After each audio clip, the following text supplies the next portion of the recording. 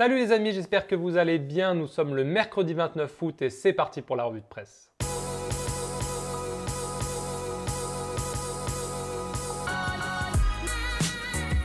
Et on commence cette édition à la une de l'équipe qui publie une longue interview de Michel Platini. Il y parle notamment de la dernière Coupe du Monde, de l'assistance vidéo à l'arbitrage dont il est opposé, ainsi que de son avenir. Mais l'équipe évoque également la situation d'Hatem Ben Arfa et selon les dernières informations du quotidien L'équipe, Ben Arfa se rapproche plutôt de Rennes et non de Nice, comme le disait RMC il y a quelques jours. Hier, Ben Arfa aurait rencontré Olivier Létang, le nouveau président de Rennes, ainsi que Sabri Lamouchi.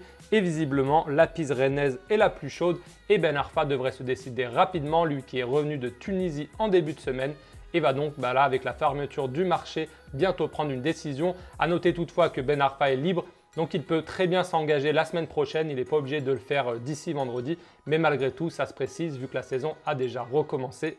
On file désormais à Madrid où les journaux en sont désormais persuadés. Mariano Diaz va bien revenir au Real Madrid. Mariano de retour à la maison, titre ainsi le quotidien AS qui nous parle d'une opération de 23 millions d'euros et nous dit que Mayoral, Borja Mayoral, l'avant-centre espagnol, le jeune avant-centre espagnol du Real Madrid, risque de devoir partir d'ici la fin de mercato. Mariano Diaz qu'on retrouve aussi à la une du quotidien Marca qui nous explique que son recrutement est parfait, que c'était la pièce manquante du puzzle du Real Madrid, car selon Marca, l'idée du Real Madrid était de ne pas dépenser des sommes folles cet été pour pouvoir signer l'année prochaine Neymar Junior. Donc voilà, selon Marca, c'est une bonne nouvelle que Mariano Diaz vienne pour quelques millions d'euros. Ça permet au Real en gros d'économiser pour se lancer dans le transfert de Neymar l'été prochain.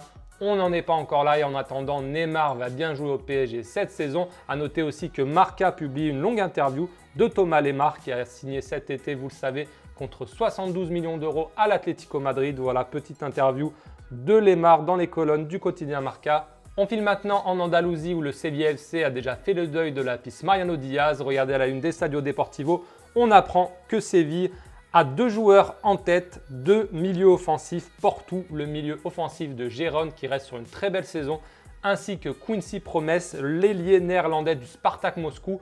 On l'a annoncé récemment dans le viseur de Monaco. Visiblement, il pourrait finalement signer au FC Séville. Direction désormais la Catalogne où Mundo Deportivo revient sur le départ de Paco Alcácer à Dortmund.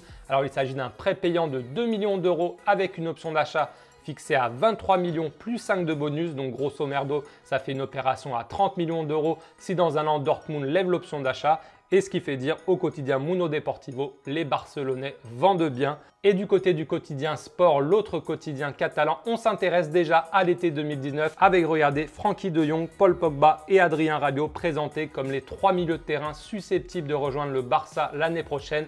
Sur les trois, le Barça aimerait en recruter deux selon le quotidien Sport. A noter d'ailleurs que selon Racuno, une radio catalane, Adrien Rabiot a bien décidé de rester au PSG cette saison et visiblement, il ne devrait pas prolonger son contrat. Il devrait donc faire sa dernière année de contrat et partir libre dans un an. Et selon Racuno, qui a parlé à l'entourage d'Adrien Rabiot, ce dernier plaît donc au Barça, mais pas que. Manchester City serait aussi intéressé et l'entourage de Rabiot aurait prévu de rencontrer prochainement les dirigeants de Manchester City. Est-ce que le PSG va réussir entre-temps à lui prolonger son contrat? C'est l'une des questions de cette saison 2018-2019. Et on termine enfin cette revue de presse en Angleterre avec cette photo d'Issa Diop qui a marqué hier son premier but avec West Ham face à Wimbledon. C'était en League Cup. Il y a eu déjà 4 matchs depuis le début de la saison anglaise. Issa Diop avait passé les 2 premiers sur le banc de touche de West Ham. Il a été titulaire le week-end dernier contre Arsenal. Il a malheureusement marqué contre son camp. Là, il était titulaire hier face à Wimbledon en League Cup et il a marqué d'une jolie frappe à l'extérieur de la surface. Et il a été élu meilleur joueur du match par les supporters de West Ham. Donc voilà, l'ancien défenseur de Toulouse qui a été recruté quand même pour 25 millions d'euros cet été commence à s'adapter petit à petit à sa nouvelle vie anglaise. Mais regardez aussi à la une là, du Daily Mail, ce titre, José Mourinho est à une défaite d'être viré. Alors selon le média anglais, les joueurs en interne commencent à discuter de Mourinho et à se dire qu'il pourrait être viré s'ils perdent leur prochain match.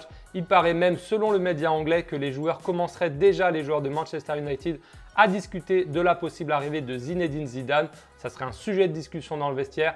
Est-ce que c'est du fantasme? Est-ce que c'est inventé? Est-ce que c'est la réalité? Difficile de le savoir. En tout cas, Mourinho a la pression, mais regardez aussi à la une du Mirror Sport, on annonce que les dirigeants de Manchester United, du moins les propriétaires américains du club, soutiennent toujours Mourinho pour le moment. Plusieurs journaux en font leur une, il y a aussi le Times et plein d'autres médias qui disent en gros que pour l'instant Manchester United officiellement soutient son entraîneur et qu'il n'est donc pas menacé à court terme d'être viré. Évidemment, s'il enchaîne les mauvais résultats dans les semaines à venir, ça peut aller très très vite. Dites-moi dans les commentaires ce que vous pensez. Est-ce que vous pensez que la fin de règne a déjà sonné pour Mourinho à Manchester United ou est-ce que Manchester United doit lui faire confiance sur le long terme? Ce n'est que sa 3e saison au final, donc ce n'est pas non plus un truc de fou. Donc voilà, dites-moi dans les commentaires ce que vous en pensez. Moi, j'ai l'impression quand même que ça sent le roussi pour Mourinho à Manchester et je ne serais pas étonné qu'il ne finisse pas l'année.